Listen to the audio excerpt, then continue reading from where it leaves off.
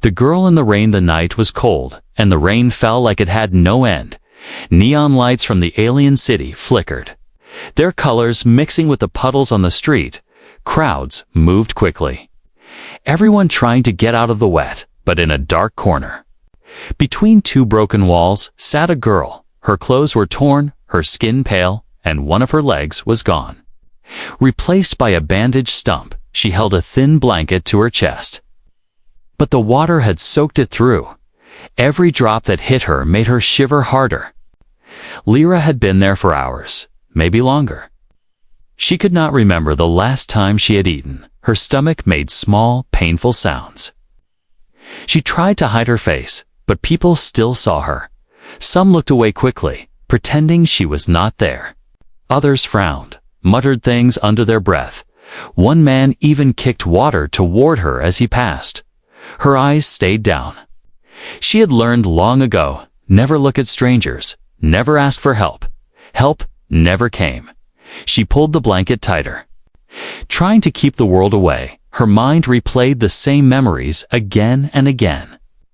The accident, the pain, the way her family had looked at her after she lost her leg, like she was no longer part of them. One by one, they left.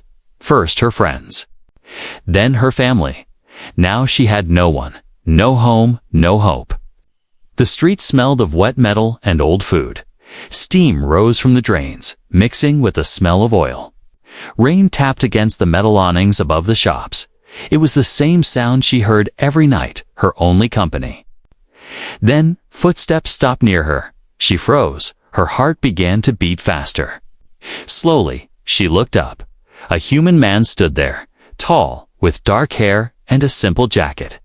He wasn't moving away like the others. He was just looking at her. Daniel had been walking back to his rented room after work. The streets were crowded, and he didn't plan to stop for anyone.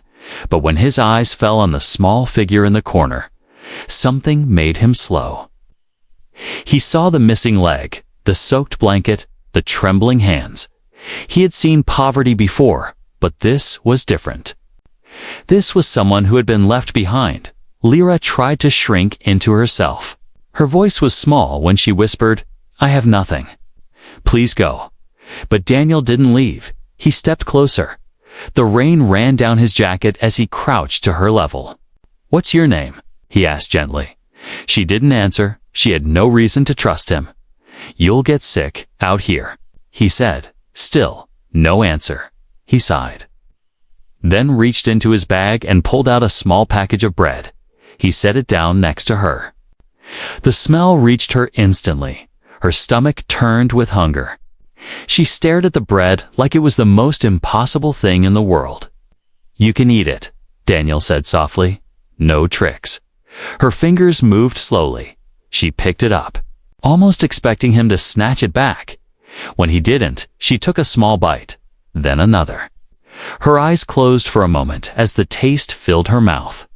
It was the first real food she'd had in days. Daniel watched her. He didn't know why.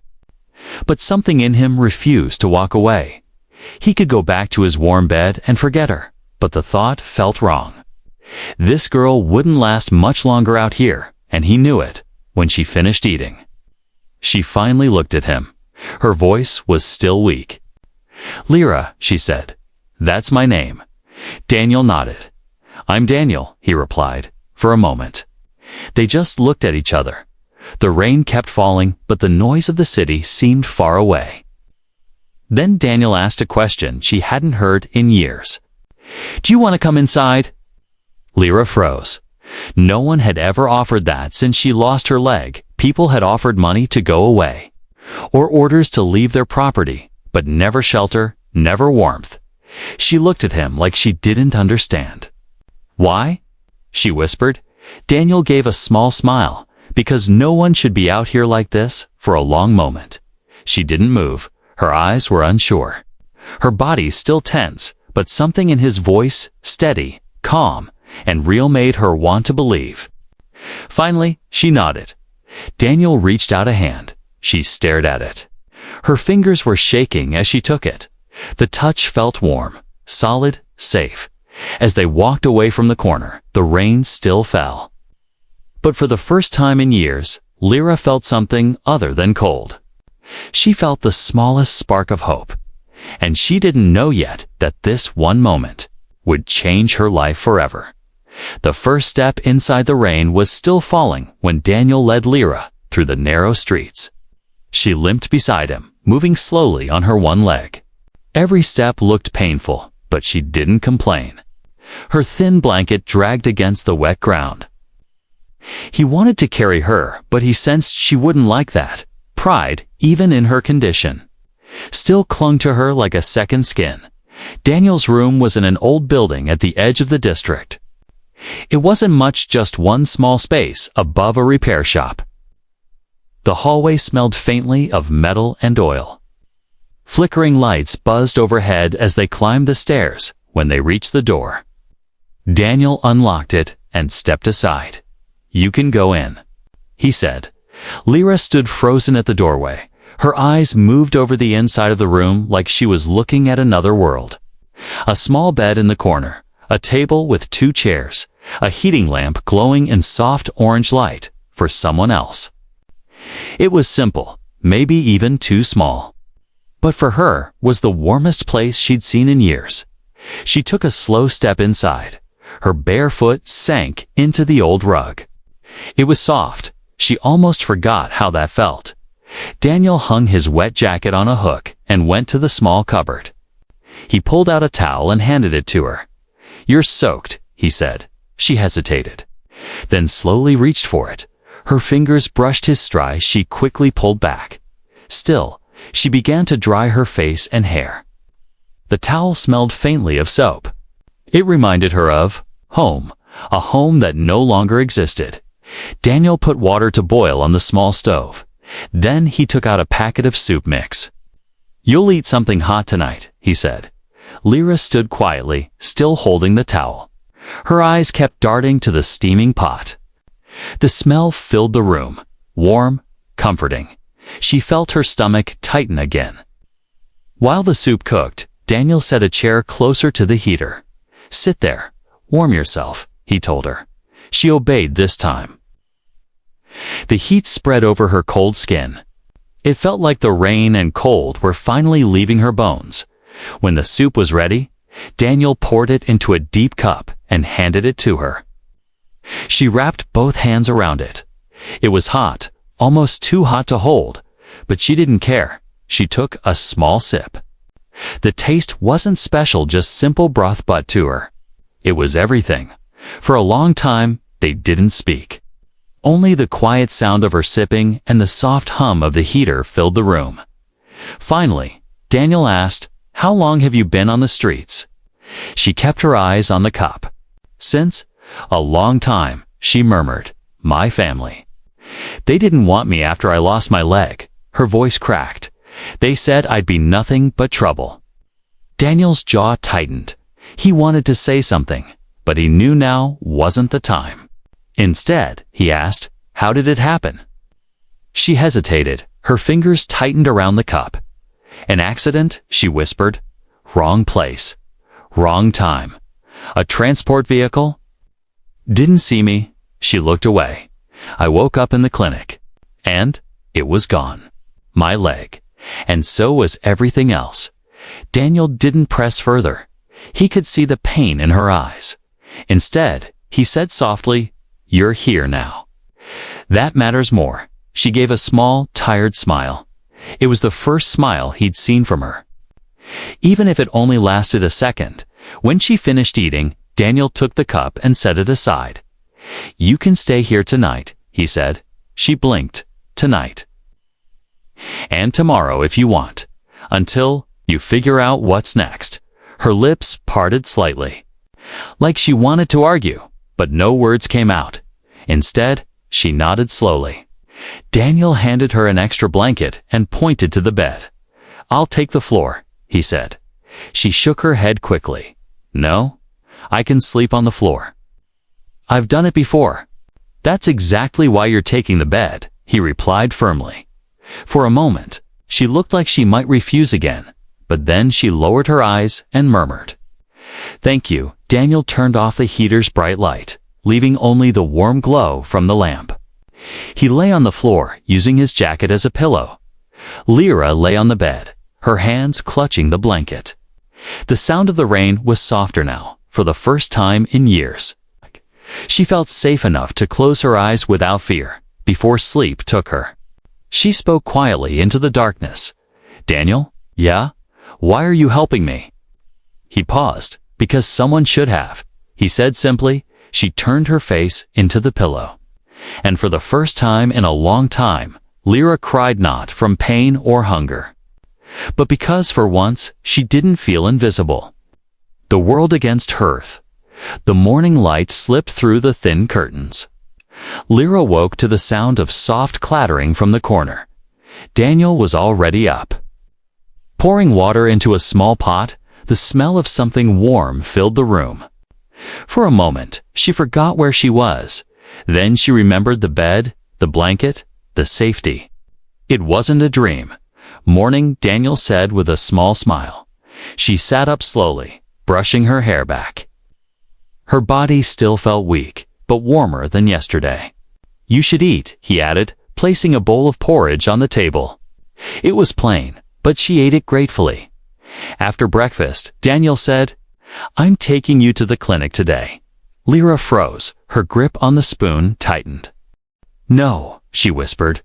Daniel frowned. Why not? They look at me like I'm something broken, she said softly. They don't see me as a person. Daniel knelt down in front of her. I don't care what they think. You need proper care for your leg? We'll go together. She hesitated, but his voice was firm. She nodded slowly. The streets were busy. Bright alien signs hung over food stalls and shops. The smell of spices and metal mixed in the air. Daniel walked beside her, keeping his pace slow. Lyra limped. Holding onto the wall when she needed balance, people noticed. Some stared. Others whispered behind their hands. One alien woman pulled her child closer. Another laughed and muttered, worthless half-thing. Lyra kept her eyes down, her cheeks burned. Daniel's jaw tightened. He wanted to say something to every cruel face they passed, but he saved it for when it mattered. When they reached the clinic, the building was bright and clean. The receptionist, a tall alien with sharp features, looked up. Her eyes landed on Lyra. Her smile disappeared. What do you need? She asked coldly. Daniel said she needs her leg checked.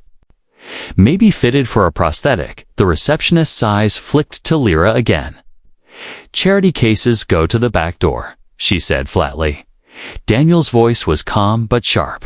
She's not a charity case. I'll pay for her treatment.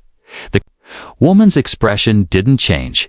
Even so, we don't take her kind here. You should know that. Lyra's shoulders sank. She tugged at Daniel's sleeve. It's fine. Let's go, she whispered. But Daniel didn't move. He stepped closer to the counter, his voice low. Listen, I don't care about your rules or your attitude.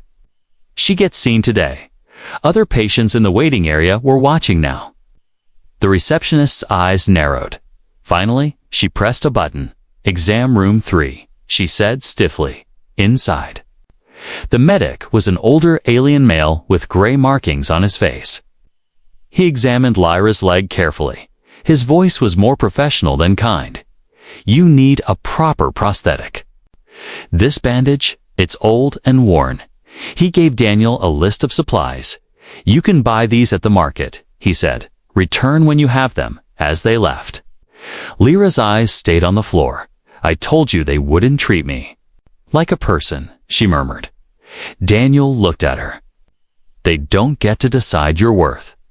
Lyra, the market was loud and crowded. Daniel went to a small medical supply shop. A short alien behind the counter greeted him when he saw Lyra. His smile faded. You're buying for her? He asked. Yes, Daniel said. Then the price is triple. The shopkeeper replied without hesitation. Daniel's brows drew together. That's robbery. It's business. Her kind isn't worth the effort otherwise, the man said. With a shrug, Lyra tugged his sleeve again. "It's okay. Let's go," she whispered. But Daniel didn't move. He reached into his pocket, took out the credits, and placed them on the counter. "You'll take the money," he said. "And you'll give me what's on that list now." The shopkeeper scowled but obeyed. When they left, Lyra shook her head. "You shouldn't waste your money like that." Daniel glanced at her. "It's not a waste when it's for someone who matters." They returned to the clinic with the supplies. The medic worked quickly, cleaning her wound and fitting a temporary brace. "It's not perfect," he said, "but with this, you'll move easier until the prosthetic is ready." Lyra stood slowly, testing her balance. It wasn't painless, but it was better. She looked at Daniel. For a moment, she didn't know what to say. Finally, she murmured, "No one has ever fought for me like that." Daniel gave a small smile. "Get used to it," he said, "because from now on, you're not alone." That night, back in the small room, Lyra sat by the heater. Her fingers brushed over the new brace. It wasn't just the device, it was what it meant for the first time in years. She felt like she belonged somewhere, but deep down, she knew the world outside would never make it easy for her and Daniel. He was the only shield she had. She wondered how long he could keep standing between her and the cruelty waiting beyond their door. The prosthetic days passed, the rain stopped, and weak sunlight finally touched the city. But Daniel noticed something. Lyra rarely went outside. She spent most of her time near the small window, watching people walk past in the street below. Sometimes her fingers tightened around the blanket. Sometimes her eyes followed the people who walked easily on two legs. Daniel didn't need to ask what she was thinking. He already knew. One night, after she fell asleep, Daniel sat at the table with a small notebook. He had been doing the math over and over in his head. If he cut down his meals, took extra shifts at the cargo docks, and maybe sold the small datapad he used for work, he could afford it. Not a cheap, basic model, but a good prosthetic, one that would actually help her walk again. The next morning, Daniel left early. Lyra didn't know why when he came back at night. His hands were rough and his jacket smelled of engine oil. She didn't ask. She just made sure there was warm soup waiting. She thought he was just busy. She didn't know he was pushing his body harder than ever at the cargo docks. Daniel worked twice as many hours as normal, hauling crates, fixing broken machinery. His muscles ached, but he didn't stop. Every extra credit he earned went into a small metal box he kept hidden under the floorboard of his room. Lyra tried to help in her own way. She washed his clothes by hand. She cooked with the little food they had. She even began repairing small tears in his jacket with thread she found. When Daniel came home, he noticed the changes. It made him smile. It wasn't about the stitching or the food, it was about what it meant. She was trying to be part of this tiny home they had built together. 2 weeks later, Daniel finally had enough. He left for the market with the metal box under his arm. The prosthetic shop was small but well kept. The owner, an older alien with gold-rimmed glasses, looked up from his counter. "What can I do for you?" Daniel placed the credits on the table. "I want a leg. A good one. For someone who's been through enough." The man examined the money, then nodded slowly. He went to the back and returned with a sleek, lightweight prosthetic. It was polished silver with adjustable fittings. "This will change her life," the owner said quietly. Daniel picked it up carefully, feeling the weight of it. Not heavy, just solid, strong, like the kind of life he wanted her to have. That evening, Daniel came home carrying a small wooden box. Lyra was sitting near the heater, peeling a piece of bread. She looked up, curious. "What's that?" Daniel didn't answer. He set the box on the table and opened it. The silver gleam caught the light instantly. Lyra froze. Her eyes widened. Her breath caught in her throat. "Daniel, what is it's yours?" he said simply. "A prosthetic. The real thing. No more brace. You'll be able to walk, freely walk." Her hands shook as she reached toward it. She touched the smooth surface like it might vanish. Her voice was barely a whisper. "You bought this for me?" Daniel smiled. "I didn't buy it for you," he said. "I got it because you deserve it." The next day, they returned to the clinic. The same medic was there. When he saw the prosthetic, his expression changed. "Well, this is a fine piece. Let's fit her." It took an hour to adjust, tighten, and calibrate the limb. Lyra's face was pale from the strange feeling of weight where there had been nothing. When the medic told her to stand, she hesitated. Daniel stepped forward. Offering his hand, she took it. Slowly, shakily, she rose. The room felt different when she was upright again, like the air itself was lighter. Her first steps were awkward. She stumbled. Daniel caught her, steadying her. "You're okay. Try." Again, he said. She took another step, then another. By the fifth step, her lips were trembling not from fear, but from something deeper. When she turned toward him, tears were already falling. "I forgot what it feels like to be tall," she whispered. Back at the room that night, Lyra didn't stop walking. She went from one end to the other. Slow but determined, Daniel sat at the table, watching her with quiet pride. Finally, she stopped and looked at him. "I don't know how to thank you," she said. "You already did," Daniel replied. "You stood up again," she smiled. A real smile this time, not small, not shyful. Warm, alive. And Daniel thought, that's why I did it, but deep inside. Lyra knew this was only the beginning. Learning to walk again would be hard. Facing the world outside would be even harder.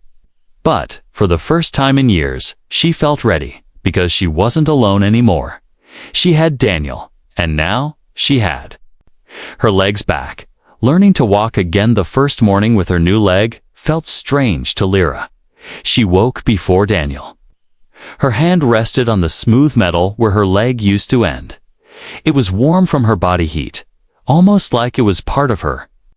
And yet, it wasn't, not fully, not yet. When she tried to get out of bed, her movements were clumsy. The prosthetic shifted in a way that made her lose balance. She grabbed the wall to steady herself. The sound of the stumble woke Daniel. "You okay?" he asked, rubbing his eyes. "Don't know," she admitted. "It feels heavy. Like it's pulling me down." Daniel got up and walked over. "That's normal. It'll feel like that until your muscles get used to it," he said. He gestured toward the empty space in the middle of the room. "Come on. Let's start." At first, the training was slow. Daniel stood in front of her, one hand lightly holding her arm. "Step forward," he said. She did. Her balance wobbled instantly. "Okay, try again." Smaller steps this time. The second step was better. The third one almost perfect. But when she tried to take a fourth, the leg's joint locked awkwardly. She tripped. Daniel caught her before she fell, her face flushed with frustration. "This is stupid. I'll never walk like before," she muttered. Daniel's voice was calm. "No, you won't walk like before," he said. "You'll walk better. But it'll take time." The next few days became a routine. In the mornings, they practiced inside the room. In the evenings, they walked in the hallway outside.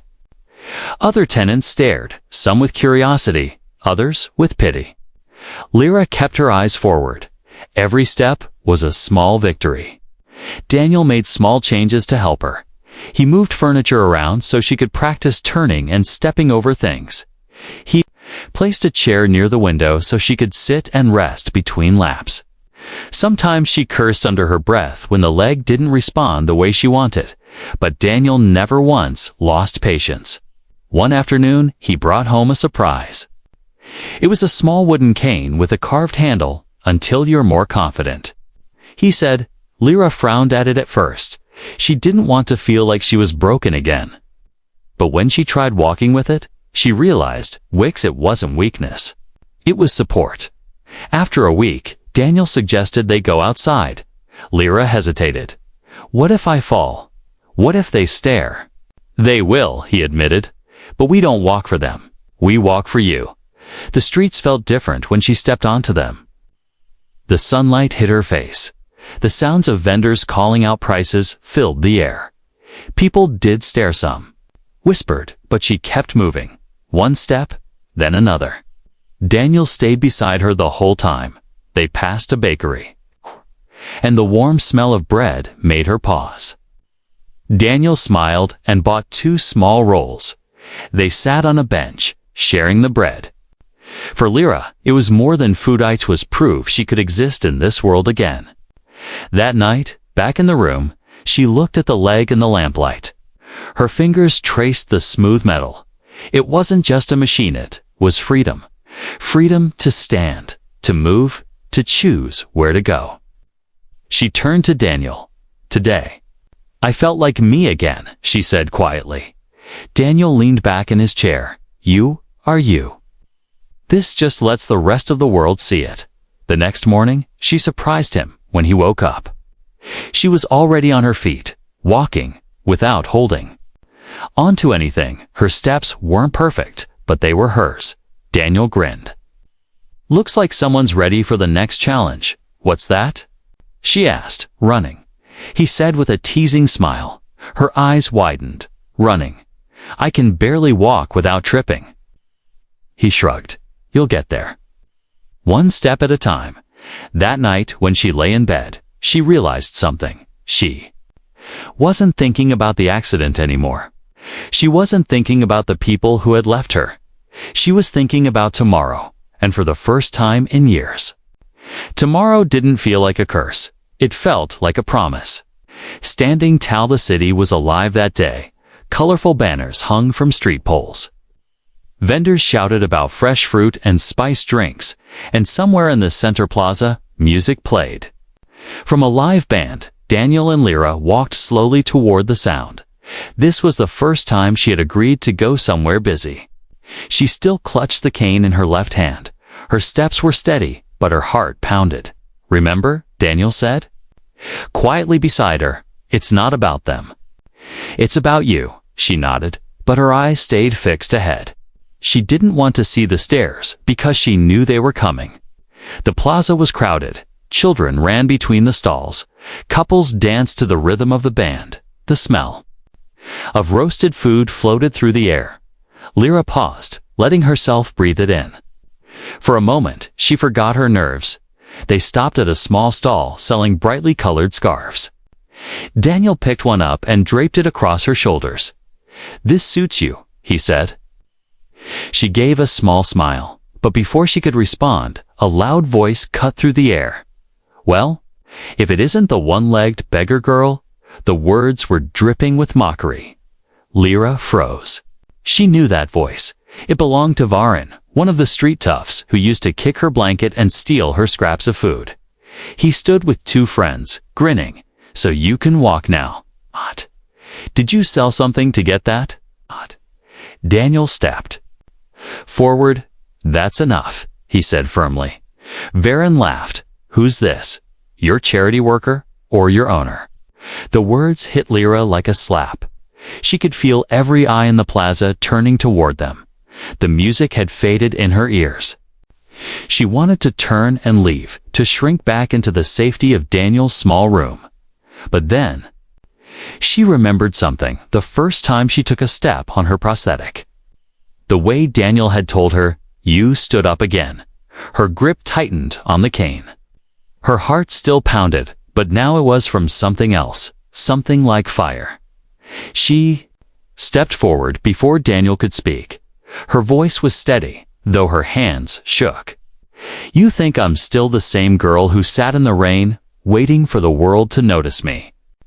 She said, I'm not. And you, her eyes locked on Varin. You don't get to define me anymore. Gasps rippled through the small crowd. Varin's grin faltered. He took a step back.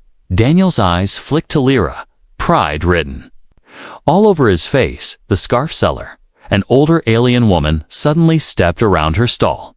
You heard her, she said sharply to Varin. Now move along before I call the patrol. Varin muttered something under his breath, but backed away. His friends followed, their bravado gone. The moment they disappeared into the crowd, Lyra's legs felt weak. She gripped the cane tighter. Daniel reached for her arm. "You okay?" She let out a shaky breath. "Yes," she said. Her lips trembled into a small smile. "I didn't run away." They spent the rest of the afternoon wandering the plaza. Every now and then, someone would glance at her leg, but she noticed something. Not all the looks were cruel this time. Some were curious, some even seemed impressed. Daniel bought her a small paper cup of sweet tea. They sat on a bench near the fountain. Children laughed and splashed in the water. The music had started again, and for the first time, Lyra felt like she belonged in the noise and light. As the sun began to set, the plaza lit up with glowing lanterns. Lyra stood, resting her cane against the bench. Daniel looked up at her. "What are you doing?" "Just standing," she said. He smiled. "You've been standing all day." She shook her head. "No, this is different." She stood tall, shoulders back. The crowd moved around her. She wasn't hiding anymore. She wasn't the girl in the rain. She wasn't the silent shadow in the corner. She was here, and she was visible. Daniel stood beside her, his voice low. "You look like you've always belonged here." She glanced at him. "No, I belong wherever you are," she said quietly. That night, back in the room, she placed the scarf Daniel had bought her over the back of the chair. Her cane rested against the wall. When she looked in the small cracked mirror above the table, she didn't just see the scarred girl with the prosthetic leg. She saw someone who could fight for herself, and maybe, just maybe, the world would have to learn to see her that way too. A new home the days after the festival felt different. Lyra noticed it first in the way she walked. Her steps weren't just steady, they had purpose. Every time she caught her reflection in a shop window, she didn't look away anymore. The girl who used to hide under a soaked blanket was gone. Daniel saw the change too. She laughed more, spoke more, even teased him sometimes. But there was still one thing he hadn't told her. He was leaving the city soon. Not because he wanted to, but because his contract at the cargo docks was ending, and a better job had been offered off-world one evening as the sky turned orange with sunset. Daniel sat at the table. He tapped his fingers against the wood, unsure how to start. Lyra was by the window, watching the light fade. "I have to tell you something," he said finally. She turned, sensing the weight in his voice. "What is it?" "Cabin offered work on another planet," he said. "It's better pay and a fresh start." Her smile faded. "Oh," she murmured. The room felt colder. She looked away, pretending to adjust her scarf. "That's good for you." Daniel leaned forward.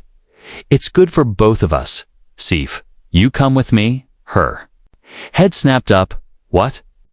"I don't want to go without you," he said. "I meant it when I told you you're not alone anymore." Lyra's heart raced. She had never left this city, never even imagined leaving. The streets, the walls, the rain, they had been her prison. But also, all she'd known. What if I can't fit in there? She whispered. Daniel's voice was steady. "You didn't fit here because they didn't deserve you." He leaned back, giving her space to think. "But it's your choice, Lyra. I won't force it." That night, she couldn't sleep. She lay in bed, staring at the prosthetic leg gleaming faintly in the lamplight. This was the leg that had carried her out of the shadows, the leg Daniel had worked himself to exhaustion to get for her. Every memory from the day they met to now replayed in her mind: the rain, the bread, the first step, the fight in the plaza. Every moment had one thing in common: Daniel was there.